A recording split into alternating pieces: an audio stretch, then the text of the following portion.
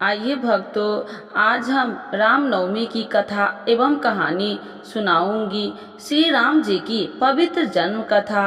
तो एक बार बोलिए प्रेम से श्री रामचंद्र की जय। रामायण और रामचरितमानस हमारे पवित्र ग्रंथ है। तुलसीदास जी ने श्री राम को ईश्वर मानकर रामचरितमानस की रचना की है, किंतु आदि कवि वाल्मीकि ने अपने रामायण में श्री राम को मनुष्य ही माना है।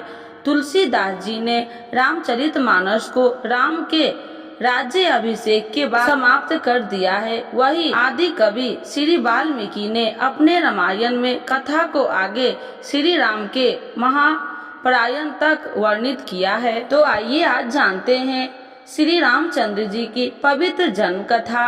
श्री राम जी की पवित्र जन्म कथा के अनुसार महाराज दशरथ के पुत्र प्राप्ति हेतु यज्ञ आरंभ करने की ठानी। महाराज की यज्ञानुसार स्वयं करने घोड़ा चतुरंगी सेना के साथ छुड़वा दिया गया। महाराज दशरथ ने समस्त मन सभी तपस्वी विद्वान ऋषि मुनियों तथा वेद विज्ञ प्राकंड पंडितों को यज्ञ संपन्न कराने के लिए बुलाया भेज दिया। निश्चय समय आने पर समस्त अभ्यागतों के साथ महाराज दशरथ अपने गुरु वशिष्ठ जी तथा अपने परम मित्र अंग, देश की अधिपति लोभपाद के जमाता ऋंग ऋषि को लेकर यज्ञ मंडप में पधारे।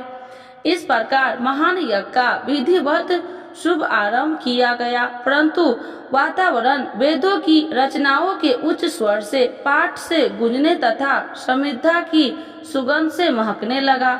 समस्त पंडितों ब्राह्मणों ऋषियों आदि को यथोचित धन्य धान्य गौ आदि भेंट करके सादर विदा करने के साथ यज्ञ की समाप्ति भी हुई। राजा दशरथ ने यज्ञ के पश्चात चरा खीर को अपने महल में ले जाकर अपनी 3 रानियों में वितरण कर दिया। प्रसाद ग्रहण करने के परिणाम स्वरूप तीनों रानियों ने गर्भ धारण किया। जब चैत मास के शुक्ल पक्ष की 9वीं तिथि को पूर्णवसु नक्षत्र में सूर्य मंगल शनि बृहस्पति तथा शुक्र अपने अपने उच्च स्थानों में विराजमान थे। कर्क लगन का उदय होते ही महाराज दशरथ की बड़ी रानी कौशल्या के गर्भ से एक शिशु का जन्म हुआ, जो कि नीलवर्ण चुंबकीय आकर्षण वाले अत्यंत तेजोमय परम कांतिवान तथा अत्यंत सुंदर था। उस शिशु को देखने वाले देखते रह जाते थे। इसके पश्चात शुभ नक्षत्रों और शुभ घड़ियों में महारानी केकई के एक तथा तीसरी रानी सुमित्रा को 2 तेजस्वी पुत्र का जन्म हुआ। संपूर्ण राज्य में आनंद मनाया जाने लगा। महाराज के 4 पुत्रों के जन्म के उल्लास में गंधर्व गान करने लगे और अप्सराएं नृत्य करने लगी। देवता अपने विमानों में बैठकर पुष्प वर्षा करने लगे।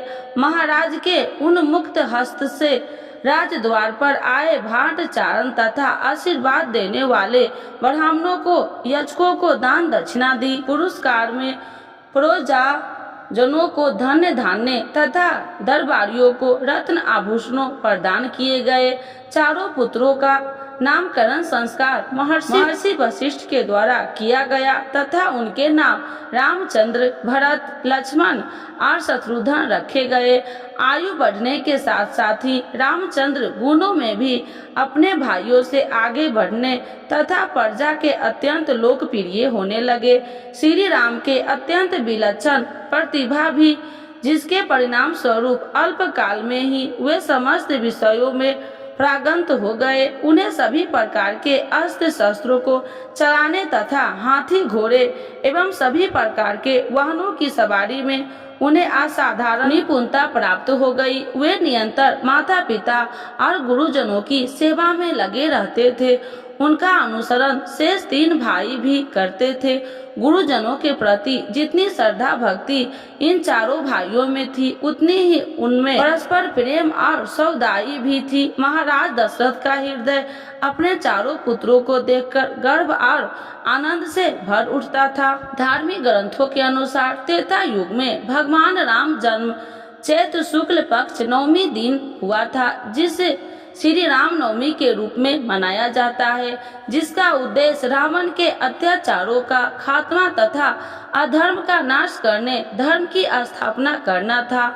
अब श्रीकार एक बार बोलिए प्रेम से श्री रामचंद्र भगवान की जय, विष्णु भगवान की जय।